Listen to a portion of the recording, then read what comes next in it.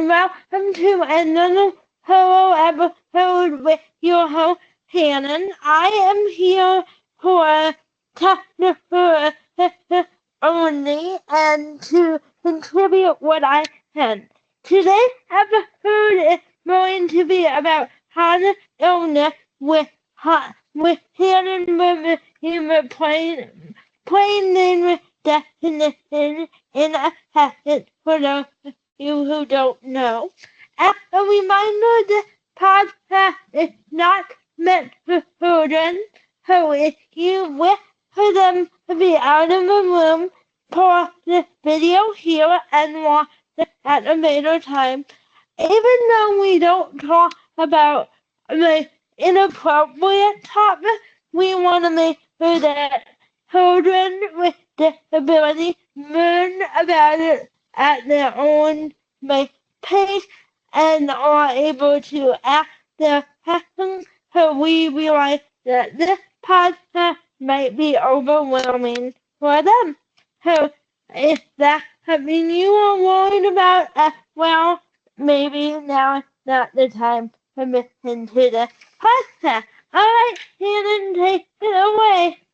Hi, I'm Shannon, and today I will be talking about disability and chronic illness. For those of you who don't know, chronic illness is a complex medical need. A chronic illness means that you have more than one more than one need, whether that is POTS, whether that is lupus, whether that is gastroparesis, and chronic illness involves multiple doctors, multiple tests, and so much more. And the reason why I am talking about this topic today is because I not only live with cerebral palsy as my main diagnosis, but I also live with lupus and gastroparesis. And so I thought today would be a great time to explain what it is like living with a chronic illness. Yep, and that's how you know cerebral palsy is not a chronic illness. So if you're listening to this and thinking that's what we mean, it's not. And I wanted Shannon to share this because I know he posts about it on social media, and I wanted us to be able to get more in depth as to what it meant and what was her diagnosis journey and all that, and see it help somebody in the interweb. So, do you want to start with your diagnosis journey, maybe? Yes. And talk about how someone might know about that. Yes. I was diagnosed with lupus in 2015 by a lot of blood tests and blood draws. Blood draws. And when my blood work came back, the results showed that I was positive for a certain type of blood work. Okay. Fine. Can you back it up a little bit so that people know why you went to get the diagnosis? Yes. That's the most important takeaway for our listeners. You know what I mean? Go ahead. The reason why I went and got blood work for a lupus diagnosis was because I was experiencing a lot of joint pain and a lot of back pain and just pain all over my body. And I knew that cerebral palsy caused pain for some people, but I was experiencing pain more often. And my primary care physician requested that I go see a rheumatologist, and a rheumatologist deals with lupus, they deal with rheumatoid arthritis, they deal with things like that. First, my doctors thought I had rheumatoid arthritis, but then when I got the blood work back, it showed that I had lupus. And another reason why I went to get the diagnosis was because it runs in my family. My biological father has lupus, and we wanted to know if it was genetic or not.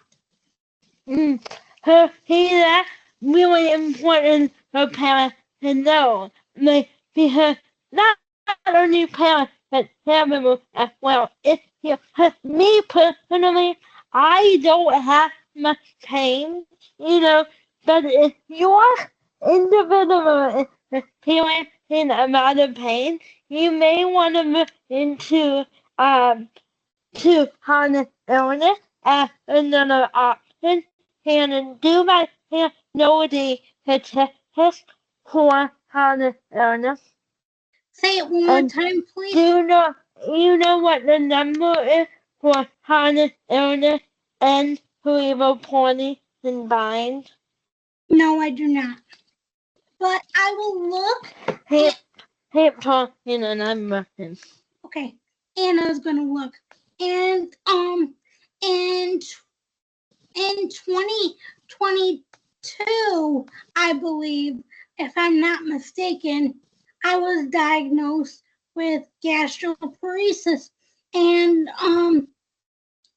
the reason why I got a gastroparesis test was because I was experiencing a bunch of weight loss, not being able to eat, not being able to keep anything down. And so again, my primary doctor sent me to a GI specialist, and my GI specialist had me go to the hospital one day and do a radiation eating test. And what I mean by a radiation eating test is that they put radioactive dye in your eggs. You have to eat this certain breakfast, and the breakfast contains of eggs, toast, and some sort of juice. Well, when I had it done, I had to stay at the hospital all day, and it was early in the morning. I ate the breakfast. Then an hour after I ate the breakfast, they took my first set of pictures of my stomach, and then 2 hours later they repeated the pictures. 2 hours later they repeated the pictures again, and then 2 hours later they repeated the pictures. By this time I was at the hospital for 4 hours, and by the last pictures, my food in my stomach only moved 1%. So there was 99% food left in my stomach, and that is when we found out that I have gastroparesis. And gastroparesis is paralyzation or partial paralyzation of the stomach, meaning you can't eat at all, and you're dependent on a feeding tube, or you can eat very little. And luckily that I am not dependent on a feeding tube yet. Right. The rate is 40% more likely to have cerebral palsy and a chronic illness. 46? Yep. Wow, that's more than I thought. Yep, it's just cerebral palsy experience significant higher rate of chronic illness. Wow, that's more than I thought. Yep. So there you go. So there you go. Those wondering, does chronic illness combine with cerebral palsy? Yes. The answer Sometimes. is what? Sometimes. Sometimes. The answer is yes. Sometimes you can get a chronic illness along with being diagnosed with cerebral palsy, and I just happen to be one of those 46%. Right.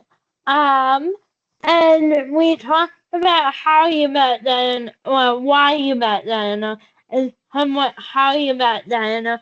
But what I'm hearing is how does that impact your daily life with cerebral palsy? Or I'm not with, but how does that add to your daily life with the disability? Because I feel like for me, I don't know fatigue. I did a video on the womanhood and period and all that type of stuff, and I think what the individual was wondering what do I admit tired, do I admit fatigued, and all that kind of stuff. And I'm like, no, but I have a feeling that somebody else will help me know, might, you know what I mean? So I'm curious. Can you walk us through a day in your life, primarily on a bad chronic illness day? Yes. So a day Okay. in my life on a bad chronic illness day would be I get up, get in my chair, do my morning routine, and then by noon I'm exhausted, or even sooner. I'm exhausted. I'm tired, crabby. Yes. At 31 years old, I still get crabby. I want to preface that. Yes, at 31 years old, I still get crabby. On a rough day with chronic pain, chronic illness, I'm tired, crabby. I don't want to do nothing. I just want to rest in my bed and sleep, because I've noticed sleep lets my mind forget that what I'm going through.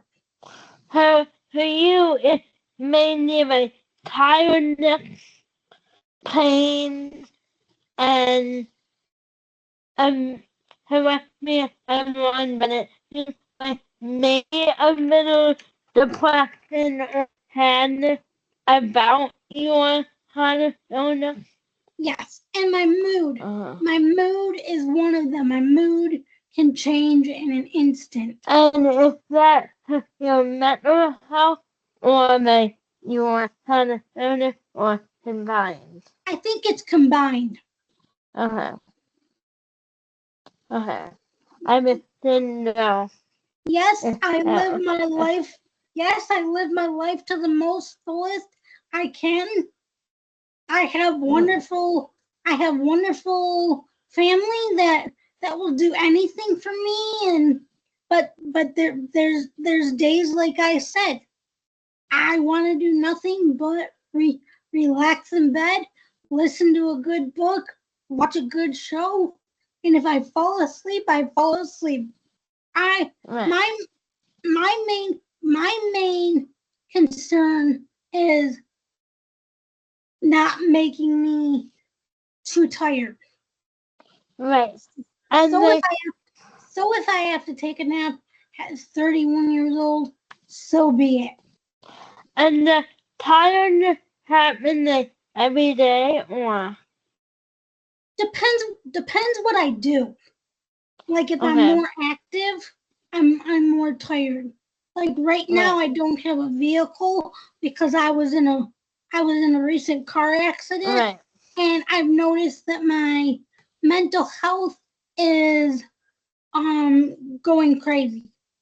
Am I stable? Yes, but I've noticed that I am going crazy being isolated in my house. Right. So that doesn't help the chronic pain, because the more the more stuff I do, the tired I get. But also, not being able to do things makes me tired because I get bored. Right, right. But how, like, your mental health is tied to your honest owner? Yes. Okay. Yeah. So that helped me now to know too, although, did your mental health diagnosis come before or after? After. So, Because I tried to end my life. right, and we have a whole video on that if you're interested. I'll link Yes. it down below. I don't remember the title of that part. Neither do I. So I'll link it down below. But if there is, you think that it's important, for parents or newly diagnosed people or people living with it to know. Just just live every day to the fullest. And even if you're having a hard day, try to do something little. Try to do something that's enjoyable to you. Whether it's reading a book, whether it's watching a movie, whether it's whatever. Try to do something to make you happy. Yes, chronic illness can make people sad, but my advice to you is do something on a bad day or even do something on a good day to make you happy, and you would be surprised how much things change when you do something that makes you happy. And also, like, with that diagnosis, if you need it, with it. Yes, Because somebody also had on one of my other videos the other day was that he hears my doctor kind of, to her out of the office. Do you hear that way too? yes. I recommend if your child or adult is experiencing chronic pain or whatever they're experiencing, get early diagnosis, get earlier detection. Because the earlier you get it, the the better off you are. Right. I got my diagnoses of gastroparesis and lupus later in life. I really feel like if I got it earlier, I wouldn't be where I am today. Oh, Right. And definitely don't let your doctor put you out. don't let your doctors gaslight you, because I've been there, and it's not. It's Right. it's it's it's it. That is another topic we can talk about for another day. And doctors gaslighting you. Yeah, I never had that happen, but if you have had that happen and that's a valuable topic, by all means, let's do it because I missed an email about that topic. Okay. Yeah, I think I yeah. Let's do that. Is this podcast with how many likes? 10, 20. Okay, let's do it by 1 hour. Is this podcast with 4 1 hours? Shannon will do a whole video on mathemating doctors because I too have kind of the same experience but with over treatment, if you know what I mean. And I would be willing to talk about it if you might made it to the end of the video and it would be valuable. What do you think? Yeah, 4 1 hours? 4 watch hours. And if it gets more, that'll Yeah, be a for sure go. but how we would know, Right. that you might want it. So if you made it this far into the podcast, make sure you make it, leave a comment with any questions, subscribe if you're new. We do all that upload with the podcast, and also share it with someone so they can watch it.